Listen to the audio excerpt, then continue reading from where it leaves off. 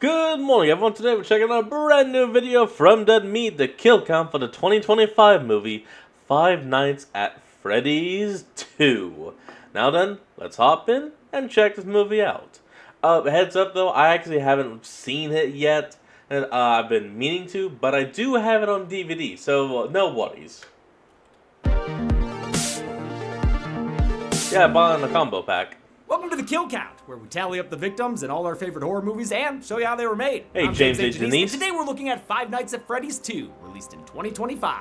The first Five Nights was a colossal box office success, earning nearly $300 million and becoming Blumhouse's highest-grossing movie of all time. It was an obvious outcome to anyone familiar with FNAF and its fan base. Equally obvious was that a sequel was guaranteed. Five Nights 2 takes place 2 years after the first film, with Mike, Abby, and Vanessa facing a new batch of killer animatronics from Fazbear Entertainment's past. FNAF 2 pulls a lot from the sequel game of the same name. In fact, the movie adheres much closer to the game's lore than its predecessor. That's because game creator Scott Cawthon got a lot more creative control after the first movie's financial success. While the original so that's why the first one wasn't like it was in the games. The film was penned by a whole team of writers. The sequel was written solely by Cawthon himself. And while the man clearly knows how to make a successful video game franchise, writing a movie script is a different skill set entirely. As I've said, I wasn't really into the first movie, but I found it inoffensive. It was fine. Its biggest problem was how boring it was. I mean, half the time we were watching a guy sleep. But while there were nods to deeper lore and Easter eggs for franchise fans, it never felt inaccessible to a virgin viewer. That was thanks to a conscious decision by director Emma Tammy not to overwhelm the audience with too much info. While Tammy returns to the director's chair and makes the most of the material, there's only so much she can do with Cawthon's script, which is an absolute mess. Exposition is skillessly spat out in every scene, with the characters animatronics at least look damn good, sounding like your little cousin explaining the game to you.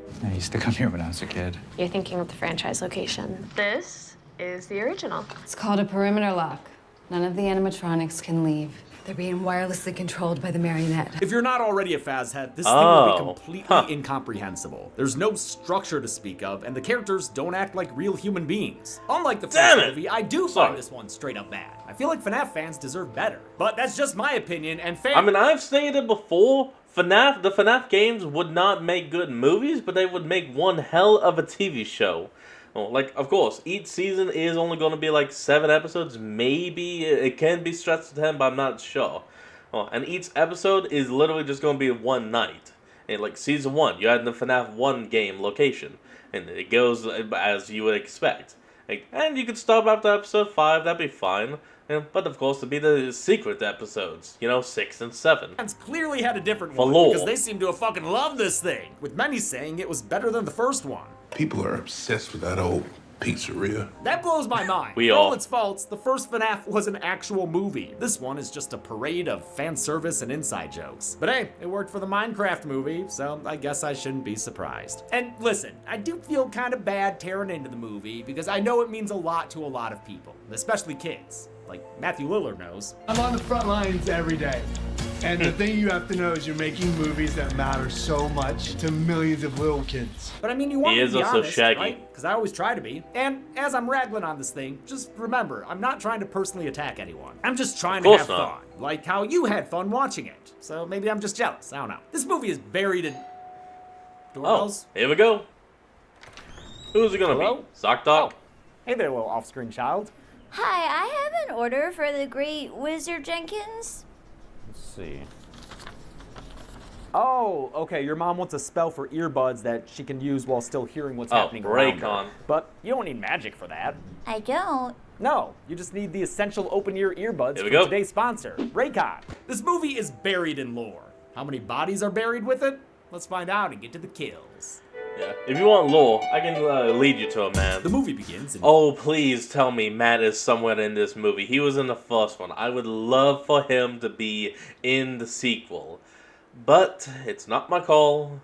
and it's already done since the movie came out back in December. 1982 at Freddy Fazbear's Pizza. Not the one we know, forget that shit. This one's way cooler, with boat rides, cool merch, freaking pirate ships. Hell yeah, dude, this place is great. But maybe don't sit on the floor, it's still a pizza place. This sticky pants kid is Charlotte, and she doesn't just look like Esther, she acts like an orphan too. Part of that is she ain't got no friends, and part of that is her mom died. She's grown attached to an animatronic that comes out of the floor, but since it ain't showtime yet, she'll have to settle for the Yellow Rabbit channel, as long as she stays away from the other rabbit channel. We of course know this is wrong rabbit. Afton, the main antagonist of the first film. He was the owner of Fazbear's Pizza and used it as a cover for He was a co-owner. his true passion, murdering children. Forget Henry That's why he Emily. takes this other kid backstage in a cool and not conspicuous way at all. Very natural, dude. No one noticed. Good job. Except Charlotte did notice, and since the adults here fucking suck, she decides to do something about it herself. She's briefly stopped by her only human friend, a young Vanessa Shelley, who, reminder from the first movie, is William Afton's daughter. She warns her friend not to go a snooping, but Charlotte ignores her, heading backstage to find William washing off some non-existent blood after, what, putting this kid down for a nap? Charlotte rescues the boy. Strangulation? Holy shit, lifting him from the ground and carrying him? She's fucking strong, dude. Damn, that does take a lot of strength. Fast enough to escape this stabby bunny rabbit? She stumbles out on stage for a Jada Pinkett scream. While the other kid just goes back to his mom, because he's completely fine, I guess. Huh? Can't say the same for Charlotte, who's been stabbed thrice in the back. She collapses, and her body goes down to where Oompa Loompas will sing a song about her. Nah, just kidding. Wait, Charlotte Emily? That's Charlie Emily, i.e. the daughter of Henry Emily, and the person who would go on to possess the one, the only, Her body wound up in the arms of this thing. Her favorite animatronic, the marionette. Yeah, hey parents, maybe clear the kids out of this place? No? Just let them keep staring to develop lifelong trauma? Okay, yeah, that's cool too. We get another arcade-themed credit sequence, complete with newspaper headlines about the incident. They reveal Charlotte was somehow blamed for getting stabbed in the back and killed. You can't be serious. Make sense. The pizzeria closed, but Afton soon opened a new location, the Fazbear's Pizza we know from the first movie. It promised to be bigger and better, which feels like the sequel telling fans what to expect compared to the first film. 20 years later, we're in 2002, 2 years after the events of the first movie. Remember, that took place in 2000, not present day. Oh shit, 9/11 took place between the FNAF films? Where were you on that autumn morning, Freddy? The last movie ended with Vanessa in a coma and the Schmidt siblings reunited. Vanessa's since recovered and is struggling to re-enter society, while not much has changed for Mike and Abby, aside from her height. Piper grew like a foot between the first and second movie, which is amazing. Abby's in middle school now, and her experience at Fazbear's has led to a love for robotics. Too bad her teacher, Mr. Berg, disapproves of Freddy and friends. We're making real robots here, people. Yes, only real robots, like big claws and wheels. He gets pissed when anyone mentions the Faz gang, which again does not make sense for a robotics teacher. It's a mockery of everything that true robotics stands for. How, dude? Wait a minute, that voice. Who plays the teacher? That sounds familiar. They're like the most impressive robots I've ever seen. There's actually a full-on Fazbear festival coming up, which is kind of distasteful. I mean, in universe, children were murdered, you know? And apparently it all got popular because of Mike and Abby's Aunt Jane? Are we sure? Ever since your aunt went around telling stories about killer teddy bears, the whole damn town's lost his mind. Yeah, I heard they had your aunt committed, by the way. The clunky exposition doesn't lie. Oh, god damn it, I counted her as dead in the last kill count. It's possible she's only knocked. So wait, she's not dead? Oh, well, no, okay. She is. Don't count her, James. No! Abby's really missing her Chucky chums, even though they, tried to crush her inside an animatronic suit. She asks Mike if she can visit them, but he says they're not ready because he's still trying to repair them. The fucking liar! He goes on a not date with Vanessa at, I want to say, an Olive Garden. It's the perfect place to romance. It's some kind of Italian place, but it's the all daughter of the guy who killed your baby brother. Vanessa mentioned she's been having nightmares about her dad, but doesn't want to follow Mike's advice of fixing it through lucid dreams. Do you remember how I would use my dreams to confront what happened with Garrett? I do remember that, yes. Yeah, kind of the plot of the first movie. But thanks for the It was like half the first movie. Reminder, Mike returns to an empty house since Abby's run off to see her friends at Fazbear's. Oh no! He finds her there, but the restaurant's been emptied and her friends are gone. Both the animatronics and the ghost kids inhabiting them. Maybe they're in heaven. Whoa, hey, pump the brakes there, Mike. I can't even begin to think about how Jesus factors into this lore. To cheer her up, Mike offers her a toy that sings a familiar tune. Oh. Maybe not. That's just a meme tune, isn't it? It's based on the music box theme, heavily featured in the first game, which signaled an animatronic attack. We heard Afton whistling it earlier. and it's derived from the real-life opera Carmen. Oh. Abby instead opts for this clearly haunted speak and spell called the Faz Talker, and the sibling relationship is all patched up. For all this movie's faults, the acting is not one of them. Josh Hutcherson and Piper Rubio have a very convincing sibling chemistry. I really buy how much they care about each other, even when some of the dialogue threatens to undermine the sincerity. That's really cheesy. A van cruises down the highway on its way to Fazbear's Pizzeria. Rob, Lisa, and Alex are a trio of ghost hunters with a web series so successful it automatically plays when you turn on the TV. And no wonder, with a name like Spectral Spoopies. They're used to breaking and entering to get their Spectral Souples. Oh my god. footage, but this time they've been invited. Security guard who works there, his name is Mike. But this is a different pizzeria. It's the first Fazbear's Pizza, the one with the boat ride from the opening. This location came before the other one. And it's also a different security guard named Mike. Ooh, It's Michael, actually. Oh, sorry, Michael. Michael? Oh, well, I guess that has to be Michael Lofton. I'm making assumptions because, again, I haven't seen a movie. I have it on DVD. Well, not Mike gives the Spooper Scoopers a tour of the premises. Call him which Michael. includes a meet and greet with the band. These cutesy plastic iterations are the toy animatronics, the versions that appear in Five Nights at Freddy's 2 The Game. Just like with the first movie's kill count, I've relied on writer Tim for game and lore stuff, since he's a FNAF fan. Thanks, Tim. It's my job. Tim told me that, like in this movie, the Fazbear location in FNAF 2 The Game is brand new, with the toy animatronics the shiny replacements for the first game's band. In the movie's alternate lore, though, they're the original Freddy, Bonnie, and Chica. Foxy ain't around, because he got dismantled. Sorry, Foxy fans. You're called Dum-Dums, right? Even though she's the ostensible host and head spooper, Lisa separates from their guide and their cameraman to go wander around alone. You're missing out on valuable content, Lise. She's played by McKenna Grace, a veteran ghost hunter. We've seen her on the kill count in Malignant, playing the young version of a character because she did that a whole lot for a while there. Oh, wow. A whole lot. Okay. Now she's graduated to just being in everything ever, including an upcoming Scooby-Doo project where she'll play Daphne. So honestly, this movie's knockoff Scooby-Doo. You know, hold on. Is this actually going to be the first live-action Scooby-Doo in a long time? Wow. Is good practice for her. I don't know when the last one Alex was. is played by Teo Brio, kill count veteran thanks to the Chucky series and Final Destination Bloodlines. He's super stoked to shoot at this pizzeria. I think this might be our best episode yet. Are you sure about that? Because our host is nowhere to be found. Oh, the Pol Pot Even Fox. the third dude has wandered off. How the hell did this show get so big in the first place? God, and get out of the river ride, dude. What are you, a sewer inspector? Like in Slugs? Lisa follows her audio equipment readings to a music box in the basement. But she should be more concerned about the giant clockwork birthday gift back there, since it's the home of the marionette, who comes out and attacks her as the camera cuts away. The marionette is from the second game and became a recurring enemy throughout the franchise, though it's more commonly referred to as the puppet in the games. The movie Marionette was mostly a rock. I mean, the official name is Marionette, but, you know, everyone just calls it the puppet. Puppet, controlled by up to 5 puppeteers, although sometimes they would use versions pulled by cables and controlled by radio. It has a much more fluid and elegant movement, as opposed to the more mechanical Fazbear gang. Lisa's scream is heard by Alex, who surmises from Michael's shit-eating grin that they've been led into a trap. He's promptly pulled into the rafters and torn to pieces. By Mangle. Falling down for a camcorder close-up. On the boat ride, Rob discovers the water isn't just filled with Legionnaire's disease, but also a bunch of mini marionettes who devour him like a pack of John Kramer's favorite fish. Piranha.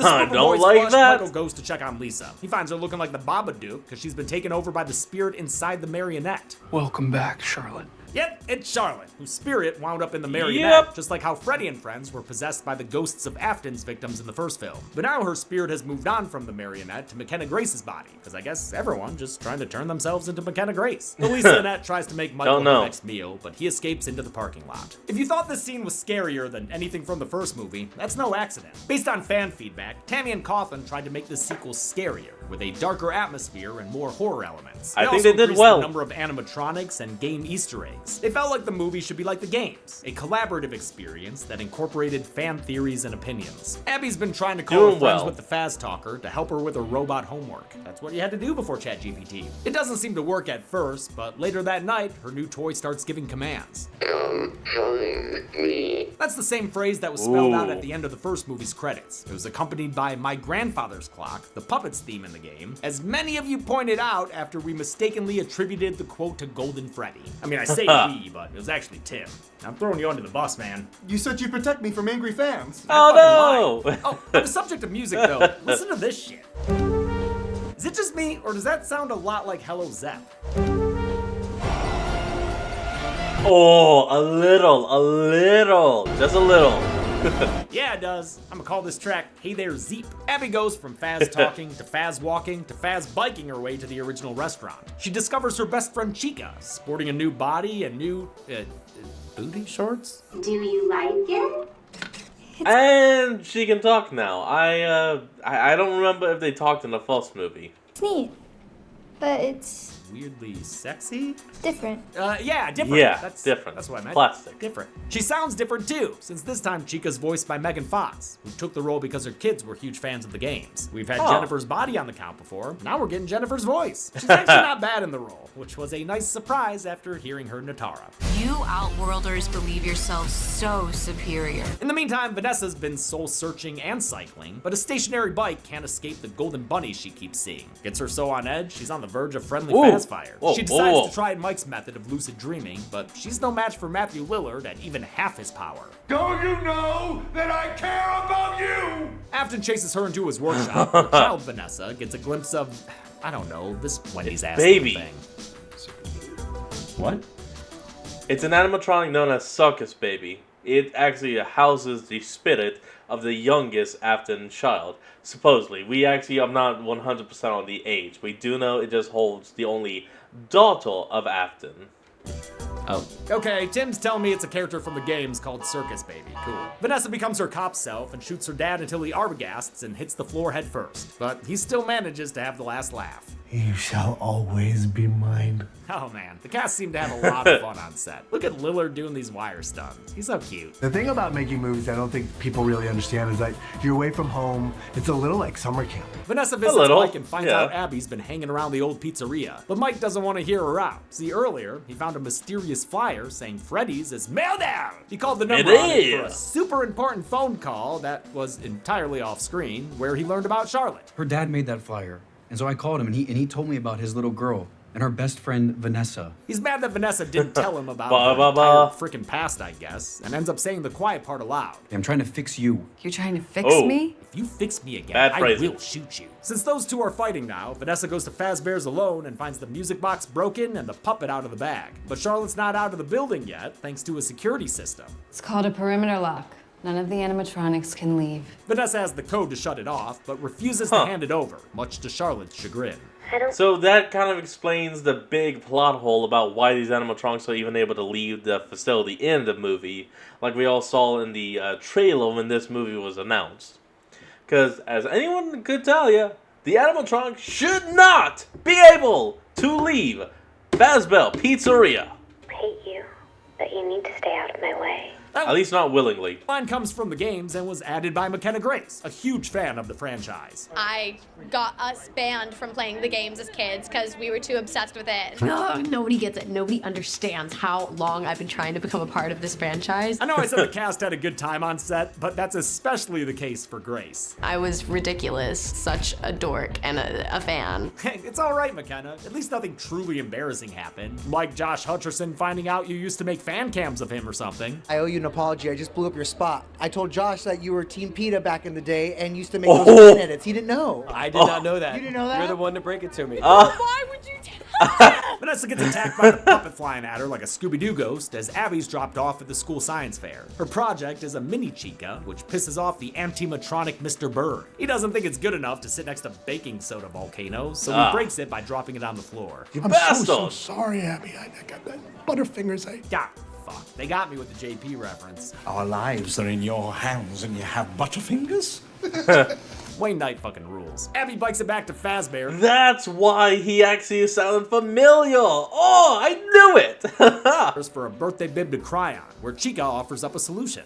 I'll be your science project. Only problem is that pesky perimeter lock, so Chica convinces Abby to disengage it for them. As you might have guessed, this Chica isn't Abby's friend at all. She's being controlled by the marionette, something Michael... I mean, even I could kind of tell you that it wasn't the same spirit. Mentioned earlier. A marionette would come out of this trap door on the stage and direct the other animatronics during performances. That's right. using a wireless signal. Okay, I know they say that the wireless signal was way ahead of its time when they used it for these animatronics back in the 80s, but in no world would they actually pay to develop that technology. They would just program the animatronics to look like they were being puppeted by the marionette. Exactly. Why would there ever be an actual wireless connection between them? That's exactly. Insane. Charlotte has Vanessa tied up, and with Abby under threat, finally gets the security perimeter code out of her. It's relayed to Chica, who tells Abby to punch it in, turning off the block. Wait, is this the first time we're seeing Toy Freddy and Toy Bonnie up and running? Feels like I should have seen them sooner. With the robots in free roam mode, they and Abby get a cab ride from Corey Extension, just like they did in the first movie. Why is it always him? In fact, he's listening to Talking in Your Sleep, the de facto theme song for the first film. Much like he did in his Let's Plays, Corey gets jump scared by an animatronic. It's like, damn it! I gotta get a new job. Nah, man, you just gotta stop accepting fares from abandoned Fazbear restaurants. Who the fuck do you think you'd pick up there? Mike goes to meet the flyer guy, Charlotte's father, Henry Emily. He's played by Ulrich, who of course appeared alongside Lillard in the original Scream. Their partners here too. Yes! See, people were actually even theorizing about that. Because of Matthew Lillard playing William, that the partner would have to be Henry. Yes! This is great! I love it when the fan theories are right.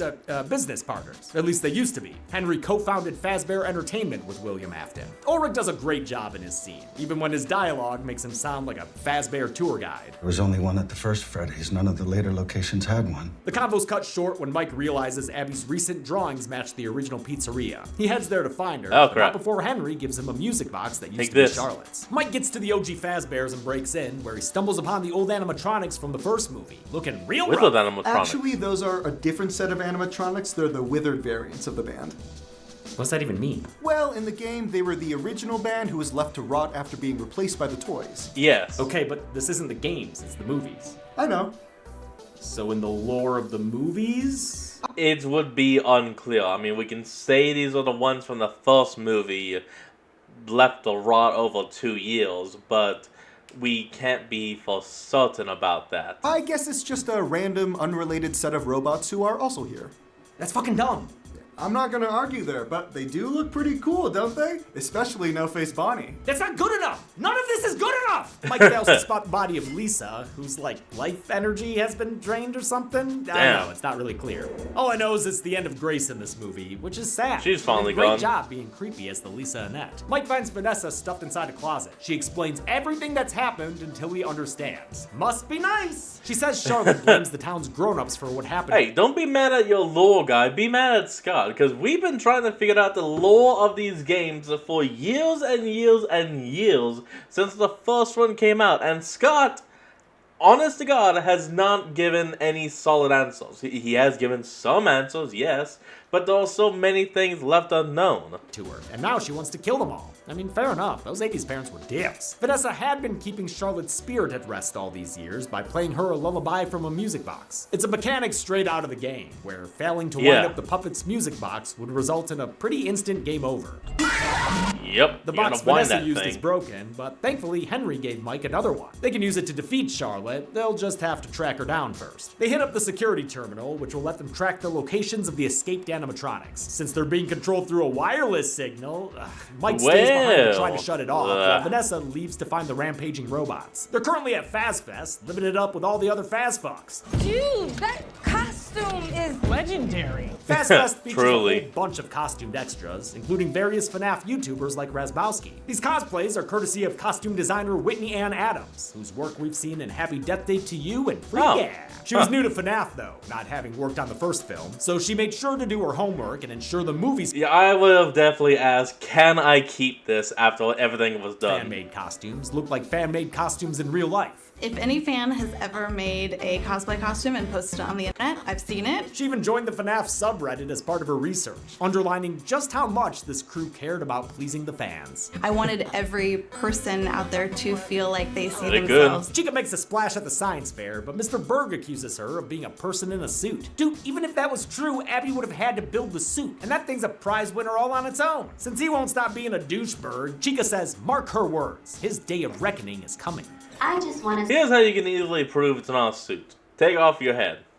see what's going on inside of his head. You know, that's not a bad joke, but humor isn't this robot chicken's strength, so she needlessly repeats it 2 minutes later. What I want is to see what's going on inside of your head. True to her words, I gotta agree with James. Using the line a second time, even just saying it slow, doesn't really help. Chica goes full Omni-Man on Berg and crushes his skull between her hands. Oh! Wings? She's a chicken. Shouldn't she have wings? With Berg out of the way, Oh, Abby hands. wins the science fair. Unsurprising, since she has a literal Jim Henson creation behind her. The legendary effects company returned to make the movie's animatronics, including the new toy versions, which were a much harder plastic than the soft fleece costumes from the first film. The restrictive suits presented a host of new challenges for returning performers Jess Weiss, Kevin Foster, and Jade Kendar Martin. We had to figure out ways of I really wonder what they did for Mangold. resting without being able to sit. On top of the stiff movement, they also had 16-pound helmets full of loud mechanics that blocked their visibility.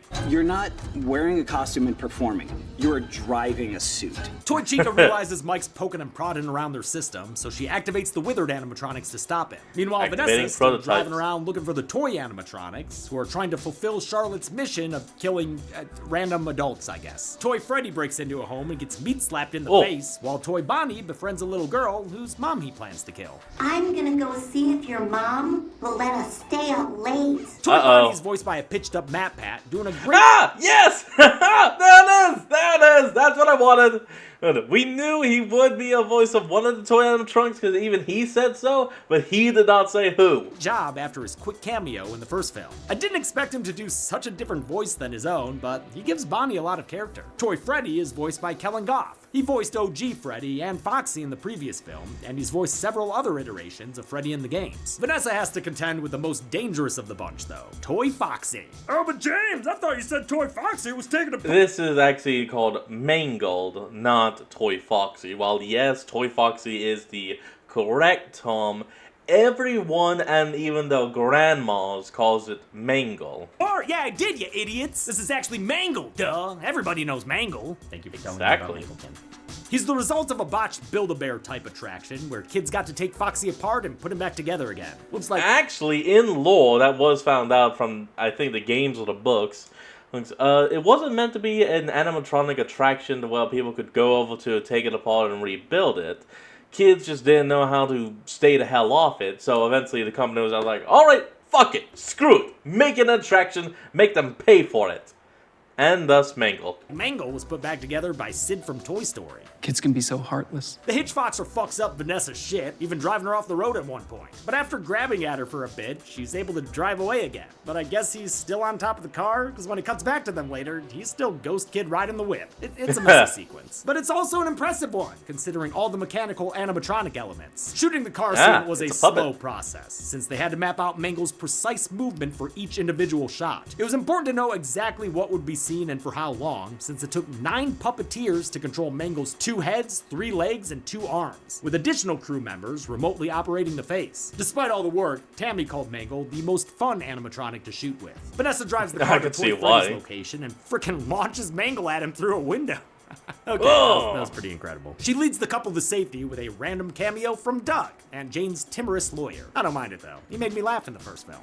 I just realized I shouldn't be hearing any of this. As a matter of fact, I shouldn't be here at all. Back at Fazbear's, Mike is still trying to turn off the animatronics. Dude, can you hurry it up a little bit? The security office he's in was modeled closely after the one from the second game by returning production designer Mark Fisichella. It's accurate down to its non-existent security doors. There isn't a door?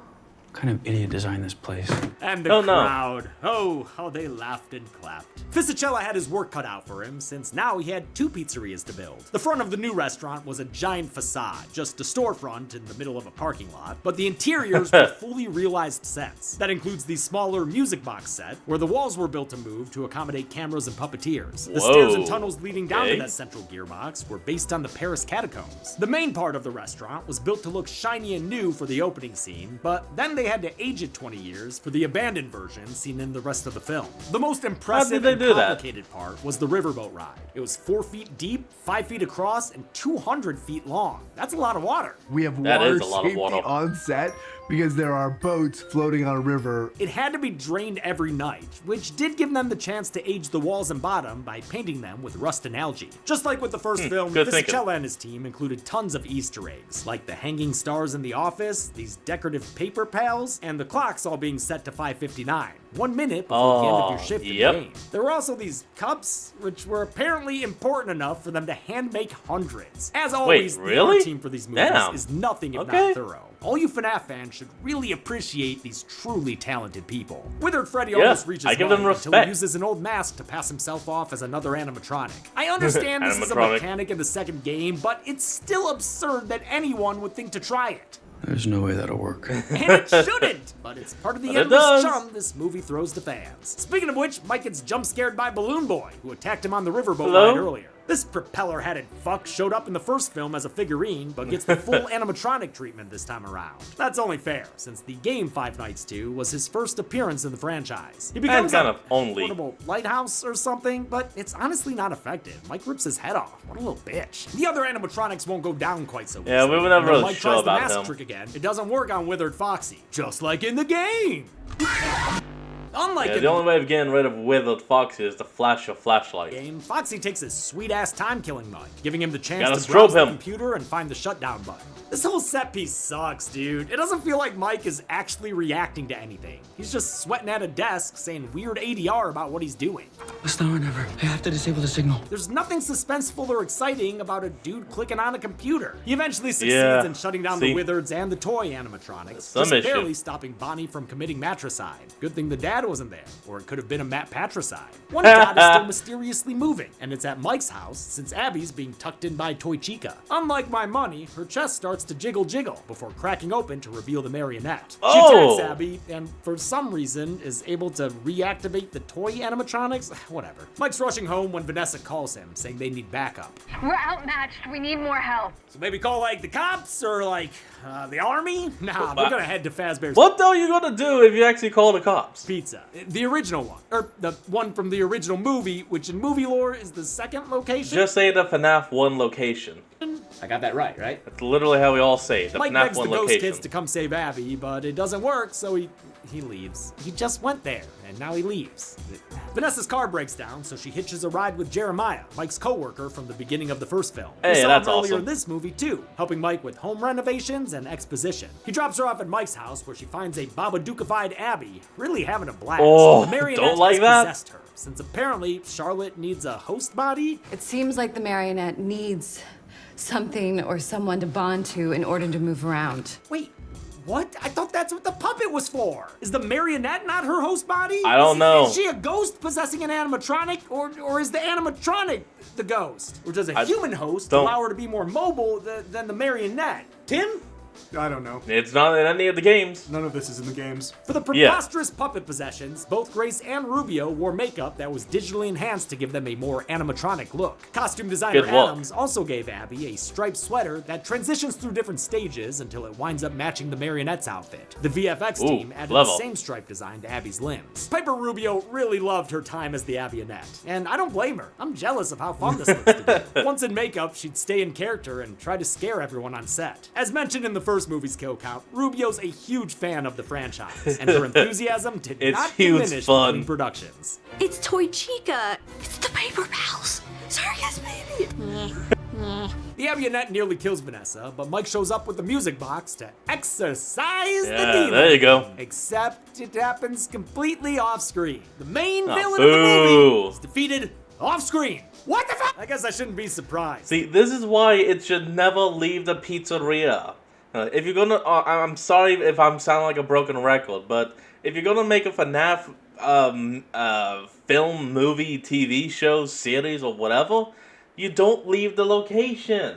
I mean, maybe you can show some other locations to just add some like background to the character, like maybe the first 2 episodes or something. But once they enter the location, they should almost never leave it. This puppet possession is nonsense, even by FNAF standards. The trio tries to leave, but they're blocked by the toy animatronics and their actual leader, a villain so scary he has to turn on the lights before he talks. Slinking around all shadow and bone is Michael. Fucking Mike. I'm Michael. Sorry, Michael. But Michael's not just some creepy security guard. Get a load of his last name. Michael Afton. Yep. Bum bum. Called it.